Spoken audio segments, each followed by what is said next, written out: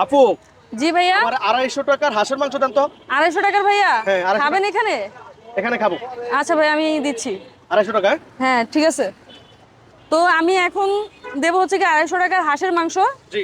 এখানে দেখতে পাচ্ছেন এক পিস সলিড মাংস দিয়েছি। সলিড মাংস, এটা কিন্তু আমার জন্য কিন্তু। হ্যাঁ আপনার জন্যই ভাইয়া, আপনি যেমন কাস্টমার সবাই তেমন। আচ্ছা ঠিক আছে দেন। এই যে এখানে একটা মিডিয়াম মাংস। মিডিয়াম মাংস। ঠিক আছে ভাইয়া, যেহেতু আপনি যেহেতু আমার পরিচিত, জি একটা জি লেগ পিস তো দেওয়াই যায়। জি জি তো জি। আমি একটা লেগ পিস খুঁজি। আচ্ছা, এমনি কি সবাইরে দেন লেগ পিস? মোটামুটি থাকলে দেই, যেহেতু লেগ পিস পাইনি একটা ডুপ্লিকেট লেগ পিস দেই। হ্যাঁ, ডুপ্লিকেট দেন তাহলে। তো এটা গেল। আচ্ছা। আর এক পিস দিব হচ্ছে গিয়ে হাড্ডি। হাড্ডি। হাড্ডি মানে হচ্ছে এই যে পাখনাটা দিলাম। আচ্ছা, পাকাটা দেন। এই যে পাখাটা দিলাম। পাকাটা দিছেন। এখন ভাইয়া গিলা খাবেন না গলা খাবেন? গিলা দেন, গিলা। গিলা।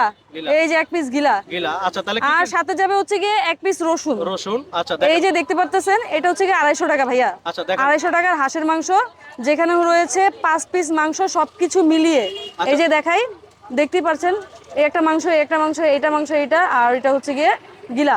আচ্ছা এটা তাহলে একটু একটু দিয়ে দেখান। তাহলে এখানে টোটালি 250 টাকা রান্না করা হাঁসের মাংস। জি, 250 টাকা রান্না করা পাতি হাঁসের মাংস ভাইয়া।